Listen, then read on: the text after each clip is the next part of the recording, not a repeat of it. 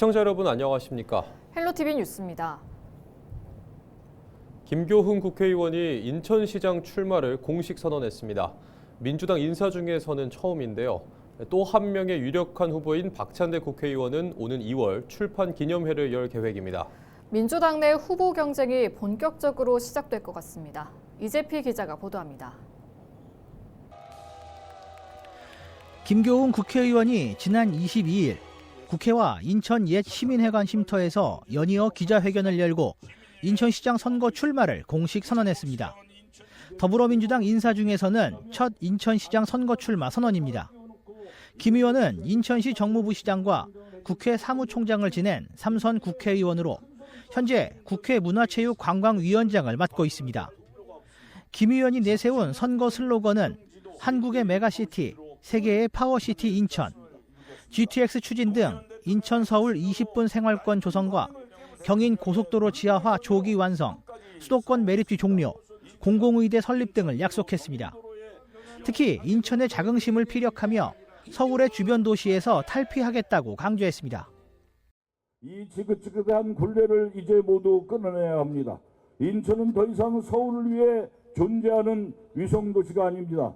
대한민국의 근대화가 시작되었으며 이제는 대한민국의 미래를 여는 심장이 되어야 합니다.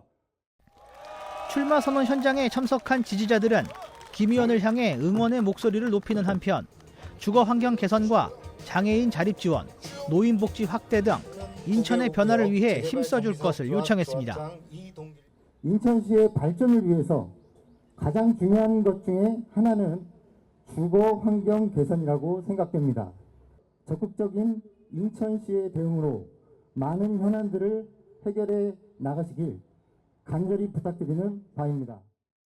한편 김 의원의 출마 선언으로 민주당 내 인천시장 후보 경쟁이 본격적으로 시작될 전망입니다. 또 다른 유력 후보로 꼽히는 박찬대 국회의원은 오는 2월과 3월 국회와 모교인 인하대학교에서 출판 기념회를 열 계획입니다. 아직 인천시장 출마에 대한 공식 입장은 없지만 머지않은 시일에 출마 여부를 결정지을 것이라는 게 지역 정계의 분석입니다. 헬로티비 뉴스 이재필입니다. 재외동포 정책을 총괄하는 재외동포청의 이전 문제가 일단락되는가 싶더니 여전히 현재 진행형입니다. 인천시와 재외동포청 사이 갈등이 정치 공방으로까지 번진 건데요. SNS에서 이어진 유정복 인천시장과 김경협 재외동포청장의 갈등에 지역사회도 술렁이고 있습니다. 어떤 일이 있었던 건지 이정하 기자가 정리했습니다. 지난 2023년 출범한 재외동포청. 당시 인천시는 수도권 접근성과 인천공항 등 국제도시 인프라를 내세워 유치에 성공했습니다. 하지만 출범 3년 만에 최근 청사 이전 가능성이 거론되며 논란이 불거졌습니다. 김경협 재외동포청장이 최근 인터뷰에서 현재 송도에 있는 재외동포청을 서울로 이전하는 것에 대해 가능성을 열어두고 검토하겠다고 밝힌 뒤 공방이 시작된 겁니다. 이에 대해 유정복 인천시장은 SNS에 재외동포청 이전은 없다는 외교부 장관의 확답을 받았다며 김경협 재외동포청장의 발언을 정치 공작이라고 전면 비판했습니다. 여기에 김 청장은 곧장 교통불편 해소와 임대료 인상계획 철회 등 동포청의 요구를 인천시가 해결하는 게 먼저라며 반박에 나섰습니다. SNS에서 시작된 설전은 여기서 그치지 않았습니다. 재외동포청은 유정복 시장을 향한 공개 질의서를 공식 홈페이지에 게시했고 이후 유정복 시장과 김경협 청장은 SNS를 통해 추가적인 반박과 재반박을 이어갔습니다. 논란 이후 진행된 헬로티비 뉴스와의 인터뷰에서 유정복 인천시장은 역사적 상징성과 지리적 이점 등을 이유로 인천에 유치했는데 이전을 거론한 것은 매우 잘못됐다며 국가 균형 발전 정책에 따른 사안인 만큼 논란의 여지가 없고 더 이상 시민들에게 상처를 주지 말아야 한다고 주장했습니다. 반면 김경협 재외동포청장은 동포들의 청사 방문 불편 등 현실적 어려움을 제기한 것을 정치 공작으로 비난한 인천시의 행보에 유감을 표한다면서 동포들의 청사 방문 불편 해소 대책 마련 등을 포함해 4가지 개선책을 인천시에 요구하고 답변을 기다리고 있다고 밝혔습니다. 지역 정치권과 시민단체들도 잇따라 반대 성명을 내며 갈등은 지역 현안에서 중앙정치 공방으로까지 확산하고 있습니다. 한편 인천 송도에 위치한 재외동포청 청사의 임대차 계약 만료 기간은 오는 6월까지입니다. 헬로티비 뉴스 이정화입니다. 경기도가 전세 사기 예방을 위해 공인중개사들과 함께 안전전세 관리단을 출범했습니다. 관리단은 현장을 잘 아는 공인중개사들이 참여해 전세 계약 과정이 제대로 안내되고 있는지 점검하고 불법 거래를 감시하는 역할을 맡습니다. 도내 31개 시군에서 모두 1000여 명이 활동하게 됩니다. 경기도는 앞으로 인공지능을 활용한 위험 분석과 안전전세 표시 도입으로 도민들이 안심하고 집을 구할 수 있도록 지원할 계획입니다. 지난 한 해 부동산 전자계약 이용이 전년보다 2배 이상 급증한 것으로 나타났습니다. 국토교통부는 22일 2025년 부동산 전자계약 체결 건수가 50만 7천여 건으로 2024년 23만 1천여 건의 2배를 넘었다고 밝혔습니다. 지난해 전체 부동산 거래량 중 전자계약이 차지한 비중은 12.04%였는데요. 민간 중개거래가 7만 3천여 건에서 32만 8천여 건으로 약 4.5배까지 급증하며 전자계약 활성화를 주도했습니다. 부동산 전자계약은 본인 인증으로 전세 사기를 예방하고 실거래 임대차 신고와 확정 일자가 자동 처리돼 관공서를 방문하지 않아도 됩니다. 또 대출금리 인하와 등기 대행 수수료 절감, 허그 임대 보증 수수료 인하 등 혜택도 얻을 수 있습니다. 양주시 옥정 1, 2동은 신도시 조성과 함께 인구가 빠르게 늘면서 양주 성장의 중심지로 자리 잡고 있는데요.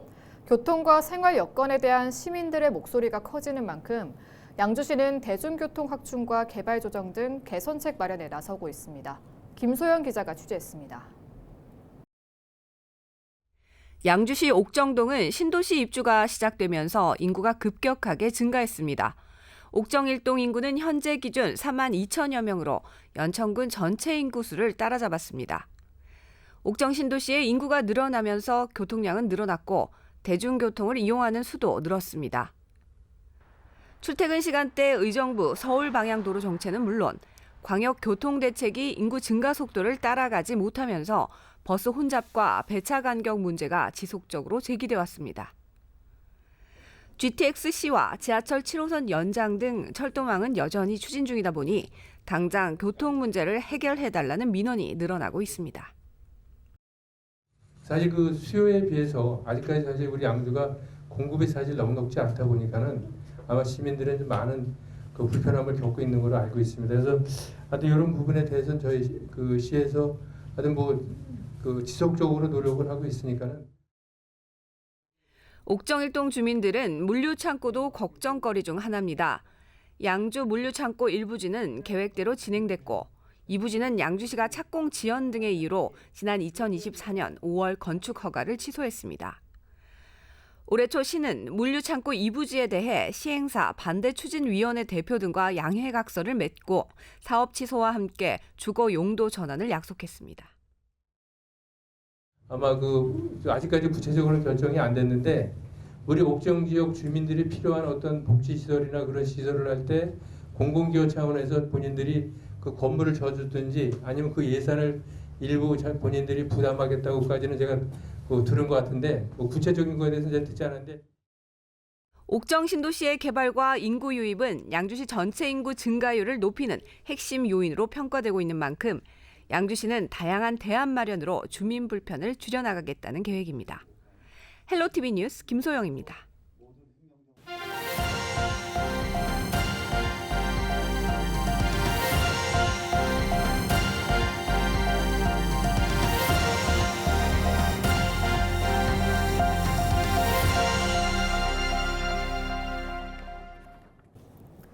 경기도와 도내 시군이 반도체 산업 육성을 위해 한자리에 모였습니다.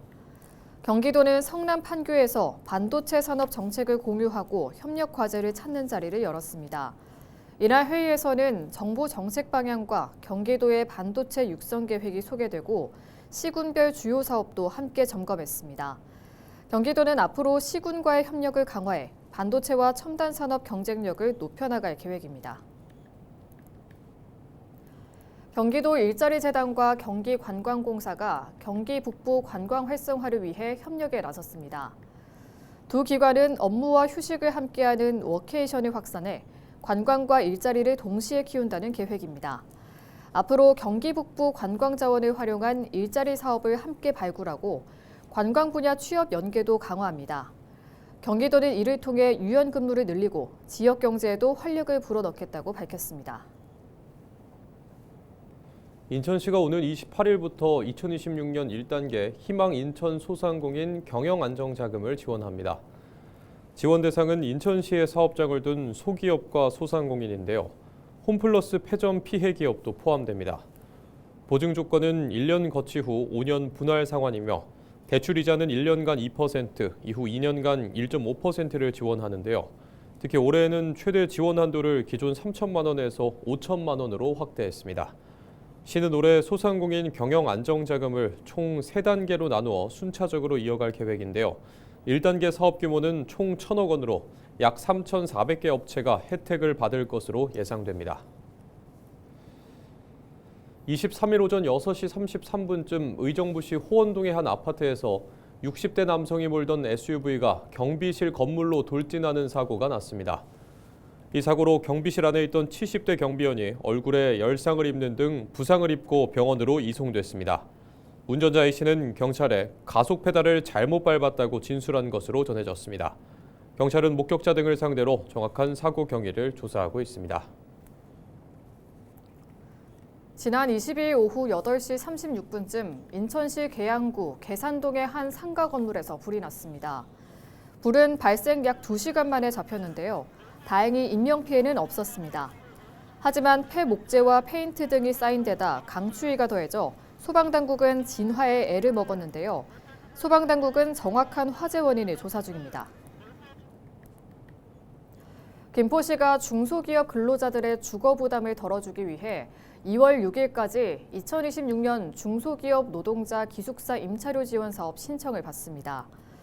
지원 대상은 김포 소재 중소제조기업으로 기업이 아파트나 빌라 등을 임차해 근로자에게 기숙사로 제공할 경우 김포시가 기업당 최대 2명까지 1인당 월 임차료의 80% 이내에서 최대 30만 원을 지원할 계획입니다. 김포시는 올해 내외국인 지원 사업을 하나로 통합해 신청 절차를 간소화했는데요. 청년 근로자나 입사 3년 미만 신규 근로자가 포함된 기업을 우선 선정한다고 밝혔습니다. 보증금이나 관리비는 지원 대상에서 제외됩니다. 양주시가 경기도 교육청과 손을 잡고 지역교육 협력을 확대합니다. 양주시는 교육청과 업무 협약을 맺고 지역시설과 인력을 활용해 학생들에게 다양한 배움의 기회를 제공하기로 했습니다. 이번 협약으로 학교 수업과 연계한 체험 프로그램이 늘어나고 학생 개개인에 맞는 교육 지원도 강화될 전망입니다. 양주시는 앞으로도 지역 자원을 활용한 교육 협력을 통해 아이들이 지역 안에서 배우고 성장할 수 있도록 지원할 계획입니다. 경기관광공사가 외국인 관광객을 더 오래 머무르게 하기 위해 경기 북부 대표 캠핑장인 평화누리 캠핑장 활성화에 나섭니다. 공사는 임진각 평화누리에서 국내 인바운드 여행사 31곳과 협약을 맺고 DMZ 연계 체류형 관광 상품을 확대하기로 했습니다. 올해는 카라반과 샤워 시설을 새로 정비하고 방탈출 게임과 야외 영화관 같은 체험 프로그램도 도입할 계획입니다. 경기관광공사는 이를 통해 외국인 관광객 3,000명 유치와 지역경제 활성화를 기대하고 있습니다. 육군 제25 보병사단이 혹한기 훈련을 실시합니다. 이번 훈련은 오는 26일부터 30일까지 파주시와 양주시 일대에서 2월 9일부터 13일까지는 파주시, 양주시, 연천군 일대에서 각각 일주일간 진행됩니다. 훈련은 동계 작전 계획 시행 능력 향상과 전 평시 작전 수행 능력 숙달에 중점을 두고 안전을 최우선으로 실시됩니다. 훈련 기간 동안 37번과 367번, 371번 국도에서 병력과 군 장비 이동으로 일부 교통 통제가 이뤄질 수 있습니다. 사단은 주민 불편 최소화와 안전사고 예방을 위해 안전 통제반을 운영할 계획이라며 주민들의 이해와 협조를 당부했습니다. 이상으로 뉴스를 마칩니다. 시청해주신 여러분 고맙습니다.